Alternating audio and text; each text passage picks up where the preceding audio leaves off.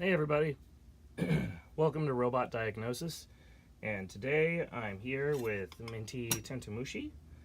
This is based off of one of Lisa Winter's designs. We have the Mohawk from the original Battlebot Season 3, but we also have added these little wedges to help it with the bot bash style of fighting. This robot wound up on the workbench because when we turn the radio on and then we plug the robot in, it seems to work. Maybe. Maybe not. It's having problems with communication. And originally when we turned it on, it would freak out. But right now we're getting nothing. Even if we power cycle the radio, nothing. So I don't think this is something to do with the main power cable because I can hear the servo moving. But let's crack her open and see if we can figure out what it might be. I'm afraid we might have just finally burned out the BECs because I see no orange light on the receiver, which is telling me they're not getting power. Now if we look inside, we've got a receiver here, a mixer here, we have two FingerTech ESCs, two motors, and we have the servo wired directly to get 7 volts. And once again, when we turn this on, let's check the lights. So I don't know if you saw that, we had green flashy lights for a second.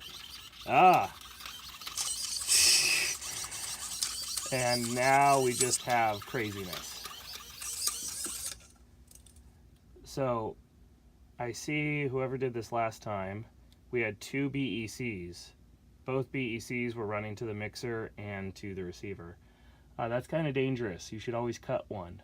Otherwise the 2 BECs don't perfectly both send 5 volts and you might end up frying one of them. So what I'm going to try is we're going to wire 7 volts directly from the battery and run it to the receiver, and we're going to disable both BECs. So let's see how that works. Alright, for those of you who don't know, the BEC is something provided on most speed controllers. It stands for Battery Eliminator Circuit. And what it does is it sends 5 volts down the red and brown wire to power your receiver. To disable it, you just cut the red wire. So that's disabling BEC number 1. Now I need to find my way in here to cut BEC number 2. Now, if you provide 7 volts to the receiver, it will actually go ahead and power the FingerTech mixer as well. To truly be safe, we should put a little bit of heat shrink on the end of these so they don't short against anything. Next, we need to get into the main power loop, and we're going to add this little connector. This is just to allow us to send 7 volts. So I'm going to go ahead and trim the heat shrink off this area. And yes, this is one of our bot bash robots that's been fighting for several years and unfortunately had many repairs along the way, which is why you see so many splices in. Eventually we do go back and we'll just change the wire completely. Each time you have a solder joint, you have a chance for failure. So we're going to go ahead and take this wire. We're going to tin each end of it.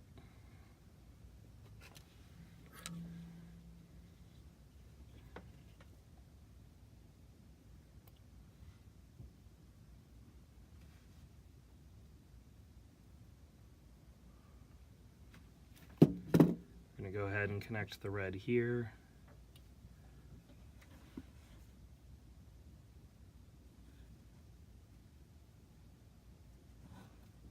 Now we have to get to the black bundle as well. Funny enough, the heat shrink is slid off. That's not good heat shrink. Not a good practice. All right. A tool I absolutely love for wiring are these little guys. To not burn your fingers, these are clamps that just stay closed. They are great for holding wires for you. But we're going to go ahead and connect this. And all we're trying to do is bypass everything. And one thing you should be careful about is not all receivers like 7 volts. This is one of the super little tiny orange RX ones from Hobby King. It does like 7 volts. So I looked it up. You can go all the way up to 9 volts actually. And the FingerTech mixer will also take 7. Something I had to check. So we're going to plug this. You can plug it into any of the channels. But you have to make sure the black wire faces down, red is in the middle, and the yellow wire is on signal. Okay. And there's no way you want to power up with these two things exposed. So we're going to get a little bit of electrical tape. Actually, this one, I can slide the heat shrink back over. And I'm going to put a little bit of electrical tape over my other splice.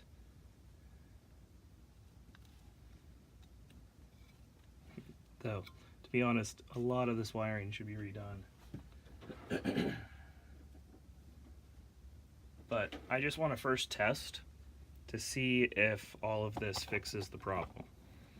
Because if you don't fix the problem, it means it's something else. And I have started on a hypothesis saying I bet it's the BEC. Because I unfortunately fry those at a pretty regular basis. It could just as easily be the receiver's gone bad.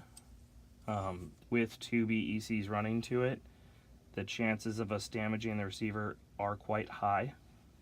So that's one of the possibilities we could be running into. The mixer could have died, because we are using a mixer in this setup.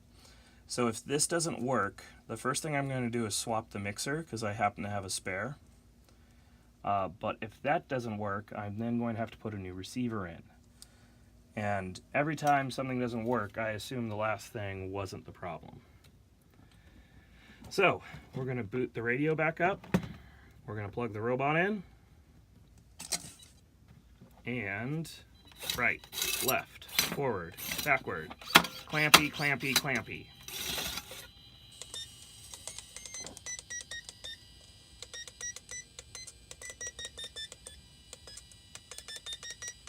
But this robot looks like it's ready for me to clean up the wiring and get back to fighting.